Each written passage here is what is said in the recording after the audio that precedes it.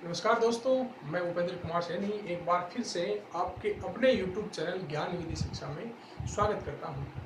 जैसा कि दोस्तों हम इतिहास के कालक्रम को कंटिन्यू कर रहे थे, अभिलेख वगैरह मैंने आपको बताए थे और मैंने पिछले वीडियो के अंदर आपको चौहान वंश नहीं चौहान वंश आज पढ़ाऊंगा। उससे पहले मैंने राजपूतों की उत्पत्ति के बारे में बताया था और मैंने कहा था इतिहास को तरीके से समझना होगा, आपको लयबद्ध तरीके से, क्रमबद्ध तरीके से आपको चलना होगा, टॉपिक के अनुसार चलना होगा। आज हमारा जो टॉपिक रहेगा वो रहेगा कौन सा? चौहान वंश।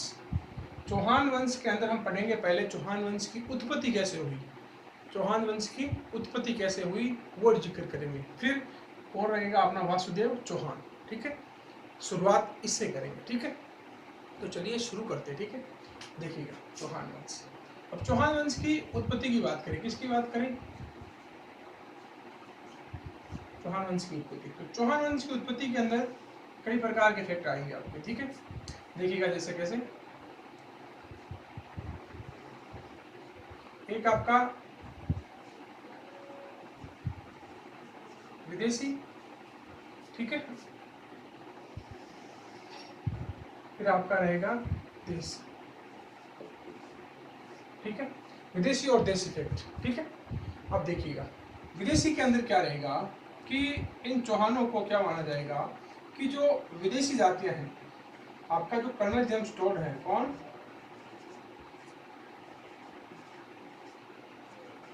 जो कर्नल जेम्स टोड है वो क्या कहता है कि ये जो है शक, होण और शीतयन से उत्पन्न हुए हैं। किससे? शक, होण और शीतयन से। कर्नल जेम्स टोड मानता है कि जो विदेशी जातियां थी, शक, होण, शीतयन, इनसे उत्पन्न हुए। ठीक है, यानी विदेशी इतिहासकार कर्नल जेम्स टोड, जो राजस्थान के इतिहास का पितामह कहा जाता है, जनक कहा जाता है, ये क्या मानता है कि जो चौहान है, मैंने राजपूतों की अलग बात कही है, चौहानों की बता रहा हूं कि चौहानों की उत्पत्ति किससे हुई है? शक, होण और आपका कौन सा? शीतयन से हुई। किससे? शक, होण और शीतयन से। ठीक है, अब देखिएगा जो आपका स्मिथ है, जो आपका स्मिथ है, इतिहासकार जो स्मिथ है, वो क्या कहता है कि चौहानों की उत्पत्ति शीतयन से हुई है। किससे हुई है? चौहानों की उत्पत्ति शीतयन से मानी जाती है। ठीक है, अब विलियम जो क्रुक है, जो विलियम क्रुक है, वो क्या मानता है कि चौहानों की उत्पत्ति होणों से हुई है। किससे हुई है? होणों से। देखिएगा इंपॉर्टेंट फैक्ट आपको याद रखने होंगे, क्योंकि आज एग्जाम का जो पैटर्न है वो ये नहीं रहा कि आपको जो सीधी सीधी डाटा है वो पूछ जा रहे हैं, जो जहां तक आप नहीं पहुंच पा रहे वहां एग्जामिनर पहुंच रहा है। तो होणों का वंशज विलियम क्रुक के अनुसार, स्मिथ के अनुसार शीतयन, कर्नल जेम्स टोड के अनुसार तीनों जातियां मानी जाती है। ठीक है, ये सिद्धांत है। अब देखिएगा देशी सिद्धांत के अंदर, देशी सिद्धांत को हम तीन भागों में बांटे। कितने भागों में? तीन भागों में। देखिए बांट लेते हैं इनको। चलो मैं इसको रब कर देता हूँ पहले। ठीक है, इसको रब कर देता हूँ।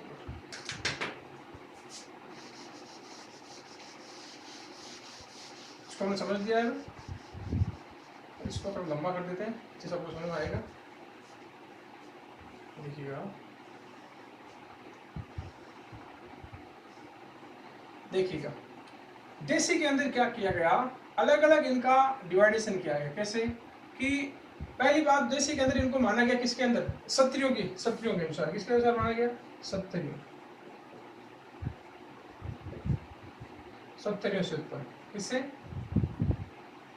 क्षत्रियों से उत्पन्न। ठीक है, क्षत्रियों से उत्पन्न है या क्षत्रिय हैं ये।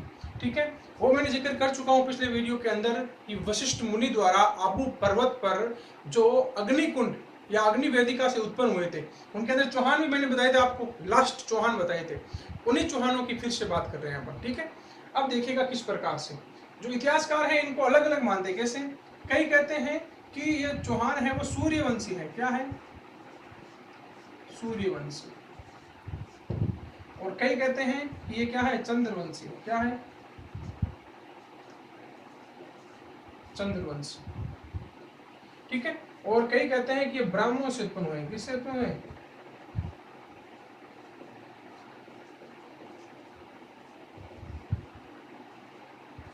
ब्राह्मणों से उत्पन्न या ब्राह्मणों से इनकी उत्पत्ति मानी जाती है। 3 प्रकार से है, ठीक है।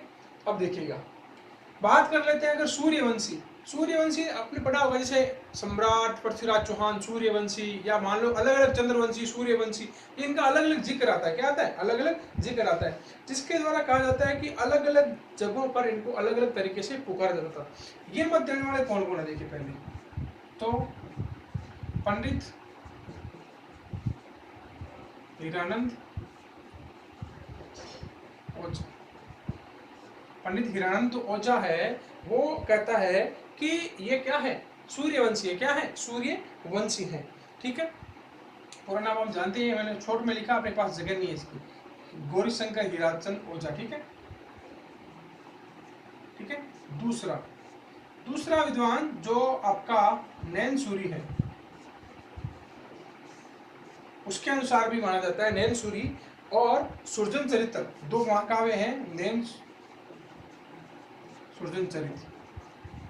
इसके अनुसार, इन दोनों के अनुसार ध्यान रखना, इंपॉर्टेंट फैक्ट है ये। इनके अनुसार क्या कहा जाता है कि जो चौहान है वो सूर्यवंशी है। कैसे हैं? सूर्यवंशी, ठीक है। अब चंद्रवंशी किस किस से? देखिए चंद्रवंशी, ये इंपॉर्टेंट फैक्ट है, पिछले एग्जाम जो सेकेंड ईयर का एग्जाम हुआ था सीधा पूछा गया था। चंद्रवंशी किस किस अनुसार? देखो, एक है हांसी का अभिलेख। कौन सा अभिलेख? हांसी का अभिलेख। ये मिला है गुजरात में। कहाँ मिला है? गुजरात में। इसमें कहा गया कि जो आपके चौहान है वो चंद्रवंशी है। क्या है? चौहान चंद्रवंशी। पहला एग्जाम्पल तो ये। दूसरा आपका अचलेश्वर महादेव लेक, ये कहाँ पे है? सिरोही में है। कहाँ है? सिरोही में है। जहां पर इस अचलेश्वर महादेव मंदिर के जो लेख है उसमें भी लिखा हुआ है कि क्या है? चौहान है जो चंद्रवंशी है। क्या है? चंद्रवंशी। और हांसी के अभिलेख में भी क्या है? इसको माना गया क्या कि ये कहाँ है? कि ये आपके जो चौहान है वो चंद्रवंशी। क्या है? चौहान चंद्रवंशी है, ठीक है। अब बात करें ब्राह्मण किसने माना है? किसने? ब्राह्मण किसने माना है वो देखिएगा, ठीक है। देखिएगा, पहली बात, पहला आपका अभिलेख बिजोलिया शिलालेख।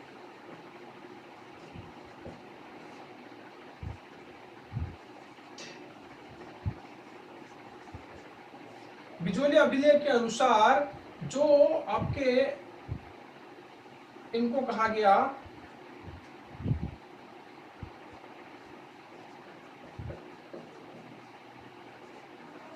वत्स गोत्रीय ब्राह्मण, यानी इनकी गोत तक बता देगी। क्या बता देगी? गोत।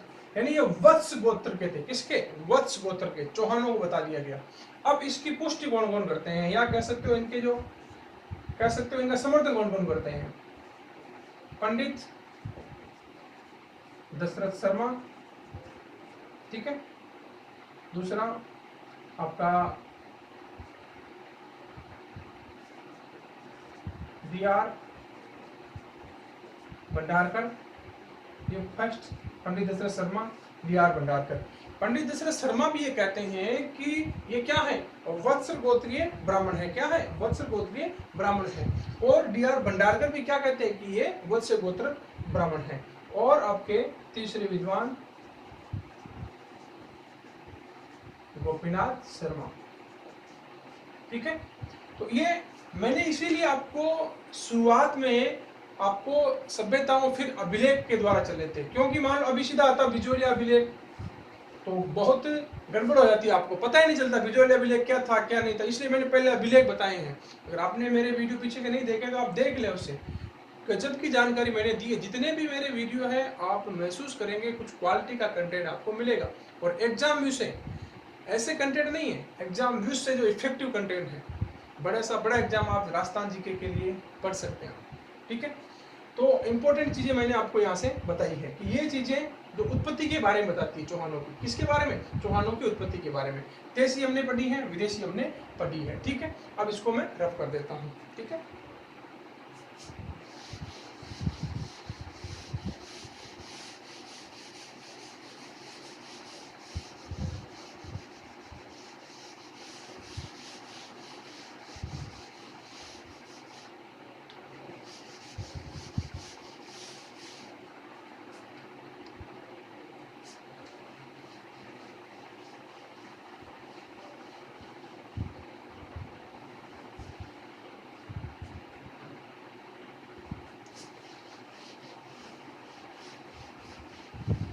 मैं इसलिए 2 बार 3 कपड़े रेफर कर रहा हूँ कि आपको अच्छे से दिखे, क्योंकि थोड़ा बोर्ड का इश्यू है, ब्लैक हेड्स इसके अंदर रह जाते हैं काफ़ी।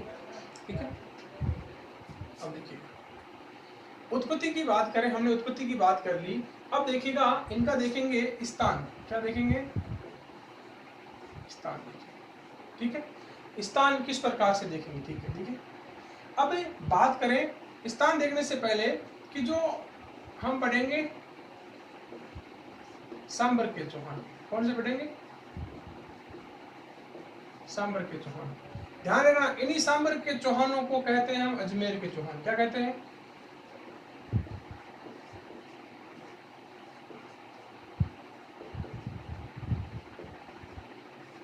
कोई अंतर नहीं है, कंफ्यूजन दूर कर लेना। सांबर के चौहान ही क्या है, अजमेर के चौहान है। सांबर के चौहान ही क्या है, अजमेर के चौहान है। ठीक है, अब देखिएगा स्थान पढ़ते हैं। स्थान देखिएगा, पहला पढ़ते हैं हम बिजोलिया शिलालेख के अनुसार। बिजोलिया शिलालेख के अनुसार, ठीक है, बिजोलिया शिलालेख के अनुसार पढ़े तो सर्वप्रथम इनका जो प्रारंभिक क्षेत्र था वो था सपादलक्स, जिसको सांबर भी कहा जाता है। क्या कहा जाता है, सांबर, लेकिन अभी इसको सांबर नहीं कहा गया है, इसको सपादलक्स कहा गया। सपादलक्स किस वजह से कहा गया कि जो सांबर का जो झील है, सांबर की जो झील है उसके आसपास लक्स का अर्थ होता है लाख। क्या अर्थ होता है, लाख, और सपाद का यानी 1.25 लाख जो व्यक्ति निवास करते थे, 1.25 लाख व्यक्ति जो निवास करते थे उस एरिया को क्या कहा दिया गया, सपादलक्स कर दिया गया। क्या कर दिया गया, सपादलक्स कर दिया। ये कौन बताता है हमें, बिजोलिया शिलालेख बताता है। कौन सा बताता है, बिजोलिया शिलालेख। ठीक है, दूसरा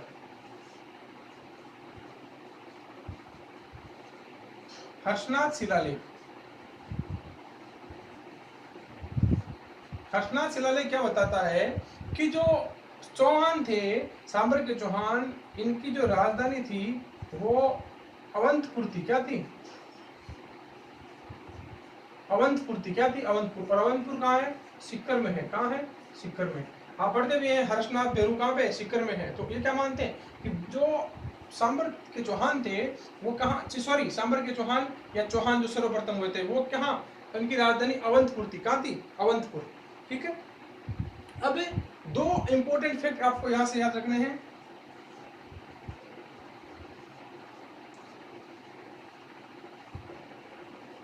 हमीर महाकाव्य, कौन सा, हमीर महाकाव्य। हमीर महाकाव्य और आपका जो सृजन चरित्र है, कौन सा, जो सृजन चरित्र है, ये क्या मानते हैं, देखिएगा, ये मानते हैं कि जो चौहानों की राजधानी रही वो पुष्कर रही। क्या रही, वो पुष्कर रही। चौहानों की राजधानी क्या रही, पुष्कर रही। यानी देखिएगा, अब आपको सारे फैक्ट में क्लियर करता हूं कैसे कैसे। देखिएगा, आपका हमीर महाकाव्य और सृजन चरित्र क्या कहता है कि जो चौहानों की प्रारंभिक राजधानी है वो पुष्कर रही। क्या रही, पुष्कर रही। ये राजधानी है इनकी, क्या है, बसे हुए कहाँ है, सांबर में। ठीक है, हर्षनाथ शिलालेख के अनुसार अवंतपुर कौन सी थी, अवंतपुर राजधानी थी। सपादलक्स सांबर, सांबर, अब इसकी राजधानी बता देता हूँ आपको। ठीक है, राजधानी बताई मैंने ना, इसकी राजधानी थी छतरपुर, इसे वर्तमान में हम कहते हैं नागौर। क्या कहते हैं, नागौर। मैं पिछले वीडियो में बता चुका हूँ उस बिजोलिया शिलालेख में किस किस के उल्लेख मिले थे। मैंने कहा था आई छतरपुर का मिला है, दिल्ली को का मिला है, जालोर का जावलीपुर कहा गया है, कई प्रकार से भीलमाल को श्रीमाल कहा गया है, कई प्रकार से बता चुका हूँ बिजोलिया शिलालेख को पूरी तरीके से एक्सप्लेन किया मैंने। ठीक है, तो ये राजधानी होगी। सपादलक्स की राजधानी आई छतरपुर बिजोलिया शिलालेख के अनुसार। ध्यान से समझना, बिजोलिया शिलालेख के अनुसार सपादलक्स या सांबर की राजधानी आई छतरपुर। हर्षनाथ शिलालेख के अनुसार जो आपका सपादलक्स है उसकी राजधानी कौन सी है, अवंतपुर है। कौन सी है, अवंतपुर है। अब दूसरा अमीर महाकाव्य और सृजन चरित्र के अनुसार इनकी राजधानी कौन सी है, पुष्कर है। कौन सी है, पुष्कर है। तो ये चौहानों का प्रारंभिक परिचय है। आपका क्या है, प्रारंभिक परिचय है। इसके द्वारा आप समझ पाएंगे कि चौहान को कैसे कैसे डिसाइड किया गया। क्योंकि एग्जाम में आज क्वेश्चन ये नहीं पूछा जा रहा कि पृथ्वीराज चौहान कहाँ का शासक था, कौन था। आज क्वेश्चन इफेक्टिव हो रहे। जो आपका आज जो बोर्ड है ना, आज RSMB बोर्ड, जो आज आपका RSMB बोर्ड है ना, RSMB या RSSMB किसी को बोलते हैं, RSSMB इसको बोलते हैं। कौन सा बोर्ड है? RPC के जो नीचे कार्य करता है ये बोर्ड आजकल ऐसे डाटा ला रहा है कि जो जहां आप नहीं पहुंच पा रहे वहां तक ये डाटा ला रहा है, ठीक है। तो ये फैक्ट मैंने आपसे डिस्कस किए हैं, ठीक है। अब देखिए, अब पढ़ते हैं हम वासुदेव चौहान के बारे में। किसी बारे में पढ़ लेते हैं? वासुदेव चौहान के बारे में, ठीक है।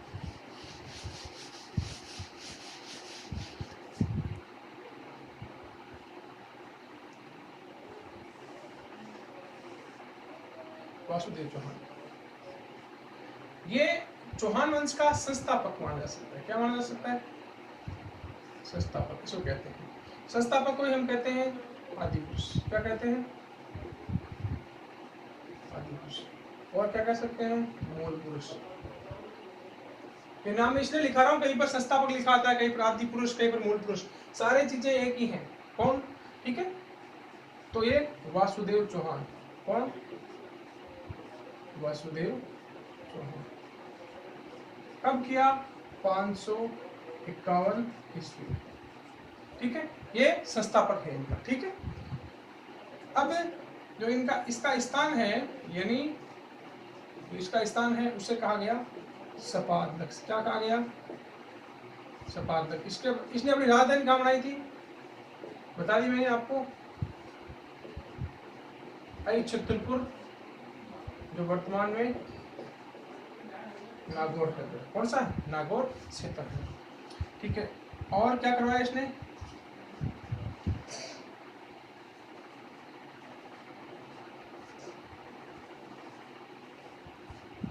सांभर झील का निर्माण। लेकिन इंपॉर्टेंट बात ये ध्यान रखना, सांभर झील का निर्माण तो कराया जा रहा है, लेकिन अभी इसका नामकरण नहीं हुआ। ध्यान रखना, नामकरण ये नहीं करा रहा है। एक झील का निर्माण तो करा दिया गया, लेकिन नामकरण नहीं हुआ है। इंपॉर्टेंट फैक्ट बता रहा हूं। नामकरण इसका किया था अजय राज ने। किसने किया था? सांभर झील का जो नामकरण है वो अजय राज ने किया था। सांभर झील बन चुकी है, लेकिन नामकरण नहीं हुआ। क्या नहीं हुआ है? नामकरण इनका नहीं हुआ है, ठीक है। अब राजधानी मैंने बताई दी, छतरपुर है, और सांभर झील का इसने निर्माण किया है। नामकरण किसने किया? अजय राज ने किया। किसने किया? अजय राज ने, ठीक है। तो ये अपना वासुदेव चौहान था। कौन था? वासुदेव चौहान। इसकी प्रमुख जानकारियां ये मिलती है। जो इंपॉर्टेंट फैक्ट है वही डिस्कस करेंगे। फालतू का कचरा पढ़ने से क्या फायदा? जो एग्जाम में से आपके इंपॉर्टेंट है वही चीजें पढ़ेंगे, ठीक है। अब दोस्तों अगले वीडियो के अंदर मैं लाऊंगा वासुदेव चौहान से आगे के वंशज कौन होते हैं, ठीक है। इंपॉर्टेंट जो वंशज हैं, मैं आपको विश्वास दिलाता हूं, जो आगे के वंशज कभी आपने नाम नहीं सुने होंगे वो नाम मैं लेके आऊंगा, और एग्जामों में पूछे गए नाम हैं वो लाऊंगा, ठीक है। जहां तक आप नहीं पहुंच पाते, क्योंकि इजी आप पढ़ लेते हैं, हार्ड होता है उनको आप छोड़ देते हैं। तो अगला वीडियो आप अवश्य देखें, गारंटी है मेरी, आपको कुछ अच्छा कंटेंट मिलेगा। मेरी कह सकते हो, मैं अपना कंटेंट पे ही सारी वीडियो अपलोड करता हूँ, सारी वीडियो बनाता हूँ, क्योंकि कंटेंट बढ़िया होना चाहिए। क्या होना चाहिए? कंटेंट, ठीक है। तो दोस्तों आपको ये वीडियो अच्छा लगे तो लाइक करें, वीडियो को ज़्यादा से ज़्यादा शेयर करें और चैनल को सब्सक्राइब करें, ठीक है। धन्यवाद।